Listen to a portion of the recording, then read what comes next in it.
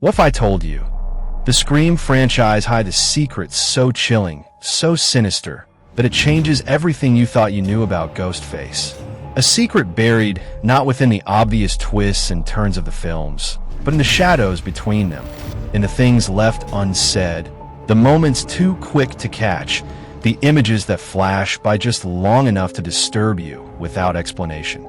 A secret that, once revealed, will make you question every scream you've heard, every chase you've watched, and every drop of blood that's ever been spilled on that screen.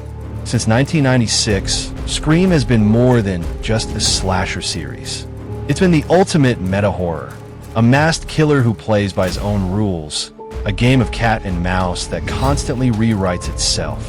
With its razor-sharp dialogue and shocking reveals, it became a blueprint for modern horror. But hidden behind that clever writing and its self-aware humor lies something darker. Something that was never meant to reach you. And tonight, we're going to rip the mask off completely. For decades, the Scream fandom has been obsessed with uncovering hidden connections. Cryptic clues that appear in the background, mysterious characters that seem to slip between movies unnoticed, and odd coincidences that feel too deliberate to ignore. Why do certain victims look eerily familiar to others from earlier films? Why do the same items, a battered cordless phone, a torn newspaper clipping, a bloodstained jacket, keep reappearing like unwanted ghosts?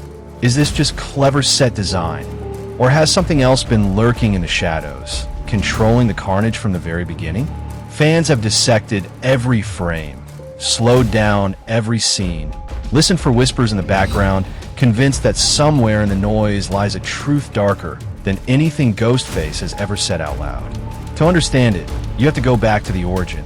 When Wes Craven and Kevin Williamson first created Scream, they weren't just building a murder mystery. They were constructing a labyrinth, a story designed to reward those who look too closely. But with each sequel, more strange details began to surface.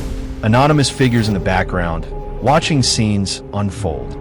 Photographs and police files showing people who shouldn't exist. Murmured references to killings no one ever talks about. And slowly, a theory began to grow. A theory that the Ghostface murders were not random acts of deranged individuals. They were part of something bigger, something organized. A network of killers, each trained, each chosen, each taking up the mask when the last one fell, ensuring the legend never truly dies. For years, this idea was dismissed as just fan fiction.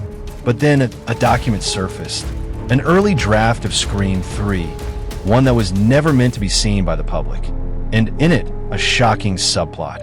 A secret society of Ghostface killers, operating in the shadows, orchestrating every murder across decades. A hidden chain of blood, pulling the strings from behind the scenes. The draft even hinted that certain characters, survivors we thought we knew, were aware of it and said nothing. It was cut from the final film. Too dark, the studio said. Too destabilizing. But fragments of it remain, scattered like bloody breadcrumbs throughout the franchise. A cryptic line here, a lingering camera shot there, a prop that doesn't belong.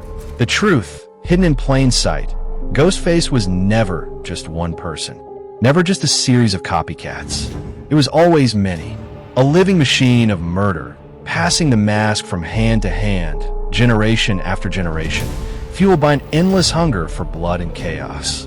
And now, knowing this, the Scream movies take on a different tone entirely. That face you see might not just be a killer.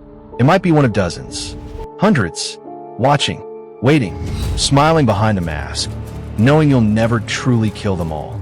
So tell me, what's more terrifying? The thought of one madman hunting you down?